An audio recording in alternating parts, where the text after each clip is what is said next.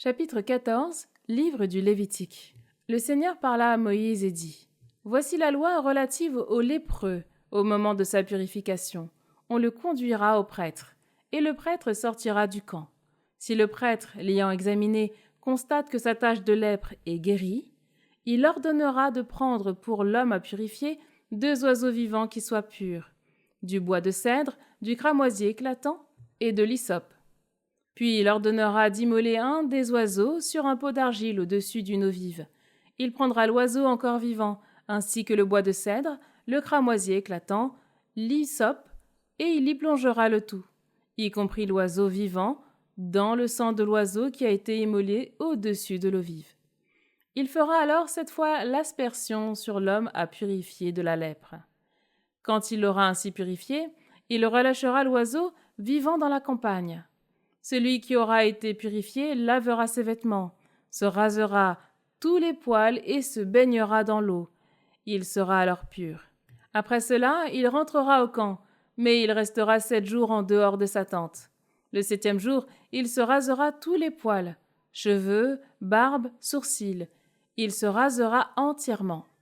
Après avoir lavé ses vêtements et s'être baigné dans l'eau, il sera pur. Le 8e jour, il prendra 2 agneaux sans défaut, une agnelle de l'année et sans défaut, 3/10 de mesure de fleur de farine pétrie à l'huile en offrande et 1 mesure d'huile. Le prêtre qui a accompli la purification placera l'homme à purifier, ainsi que ses offrandes, devant le Seigneur à l'entrée de la tente de la rencontre. Puis le prêtre prendra l'un des agneaux, il le présentera en sacrifice de réparation, ainsi que la mesure d'huile. Il fera avec eux le geste d'élévation devant le Seigneur. Il immolera l'agneau à l'endroit où l'on immole la victime du sacrifice pour la faute et la victime de l'Holocauste, dans le lieu saint, car il en va du sacrifice de réparation comme du sacrifice pour la faute. La victime sera pour le prêtre. C'est une chose très sainte. Le prêtre prendra du sang du sacrifice de réparation. Il en mettra sur le lobe de l'oreille droite, le pouce de la main droite et le gros orteil du pied droit de celui que l'on purifie. Puis le prêtre prendra la mesure d'huile et en versera un peu dans le creux de sa main gauche. Il trempera un doigt de sa main droite dans l'huile qui est dans le creux de sa main gauche, et, de cette huile, il fera avec son doigt 7 aspersions devant le Seigneur. Puis il mettra un peu d'huile qui reste dans le creux de sa main, sur le lobe de l'oreille droite, le pouce de la main droite et le gros orteil du pied droit de celui que l'on purifie, et cela par-dessus le sang du sacrifice de réparation.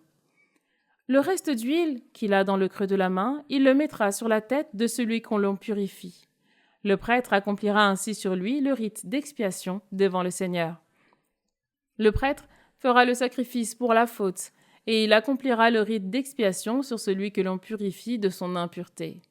Après quoi, il immolera l'holocauste.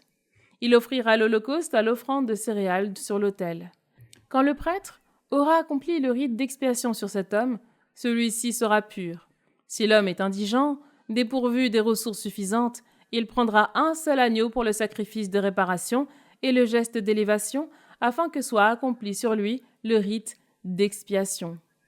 Il ne prendra qu'1 dixième de mesure de fleur de farine pétrie à l'huile pour l'offrande de céréales, ainsi que la mesure d'huile.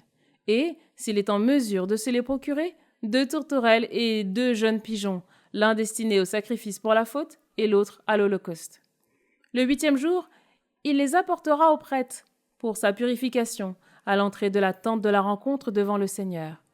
Le prêtre prendra l'agneau du sacrifice de réparation et la mesure d'huile. Il fera avec eux le geste de l'élévation devant le Seigneur. Quand l'agneau du sacrifice de réparation aura été immolé, le prêtre prendra du sang du sacrifice de réparation. Il en mettra sur le lobe de l'oreille droite, le pouce de la main droite et le gros orteil du pied droit de celui que l'on purifie. Puis le prêtre prendra la mesure d'huile et en versera un peu dans le creux de sa main gauche. Il trempera son doigt de sa main droite dans l'huile qui est dans le creux de sa main gauche, et, de cette huile, il fera avec son doigt 7 fois l'aspersion devant le Seigneur. Puis, il mettra un peu de l'huile, qui reste dans le creux de sa main, sur le lobe de l'oreille droite, le pouce de la main droite et le gros orteil du pied droit de celui que l'on purifie, et cela par-dessus le sang du sacrifice de réparation. Le reste d'huile qu'il a dans le creux de la main, il le mettra sur la tête de celui que l'on purifie. Le prêtre accomplira ainsi sur lui le rite d'expiation devant le Seigneur. De l'une des tourterelles ou de l'un des jeunes pigeons, selon ce qu'il aura pu se procurer. Il fera un sacrifice pour la faute et, de l'autre, un holocauste accompagné de l'offrande de céréales.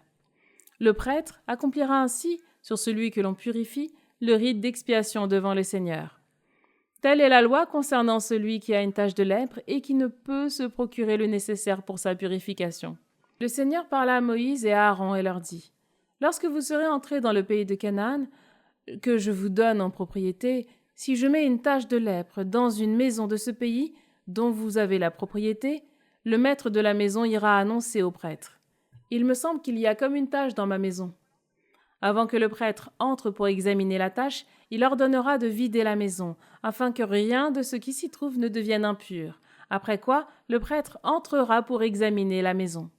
Et si, après avoir examiné la tache, il constate que cette tache, qui est sur les murs de la maison, forme des cavités verdâtres ou rougeâtres qui paraissent s'enfoncer dans le mur, il sortira sur le seuil de la maison et il la déclarera interdite pendant 7 jours. Le 7e jour, le prêtre reviendra et si, après examen, il constate que la tache s'est étendue sur les murs de la maison, il ordonnera que l'on retire les pierres ayant des taches et qu'on les jette hors de la ville dans un lieu impur. Puis il fera gratter toutes les parois intérieures de la maison et jeter les débris de crépi hors de la ville dans un lieu impur. On prendra d'autres pierres pour remplacer les premières et un autre crépi pour enduire la maison. Si la tache prolifère à nouveau dans la maison après l'enlèvement des pierres, le décapage et le récrépissage de cette maison, le prêtre entrera pour l'examiner et, s'il constate que la tache s'est étendue, c'est une lèpre maligne dans la maison. Celle-ci est impure. On démolira la maison, ses pierres, sa charpente et tout le crépi. On portera le tout hors de la ville dans un lieu impur. Quiconque entrera dans la maison pendant tout le temps où elle aura été déclarée interdite sera impur jusqu'au soir. Quiconque y dormira devra laver ses vêtements. De même, quiconque y mangera devra laver ses vêtements. Mais si le prêtre entre pour l'examiner et constate que la tache ne s'est pas étendue dans la maison après le récrépissage, il déclarera la maison pure, car la tache est guérie. En vue du sacrifice pour la faute concernant la maison, il prendra 2 oiseaux, du bois de cèdre, du cramoisi éclatant et de l'hysope. Il immolera un des oiseaux sur un pot d'argile au-dessus d'une eau vive. Il prendra le bois de cèdre, l'hysope, le cramoisi éclatant et l'oiseau vivant, et les plongera dans le sang de l'oiseau immolé et dans l'eau vive, puis il fera 7 fois l'aspersion sur la maison. Après avoir purifié la maison avec le sang de l'oiseau, l'eau vive, l'oiseau vivant, le bois de cèdre, l'hysope et le cramoisi éclatant, il relâchera l'oiseau vivant hors de la ville. Dans la campagne, il accomplira ainsi le rite d'expiation sur la maison, et celle-ci sera pure. Telle est la loi concernant toutes les taches de lèpre et de teigne, la lèpre des vêtements et des maisons, les tumeurs, dartres et pustules. Elle fixe les durées concernant l'impureté et la pureté. Telle est la loi sur la lèpre.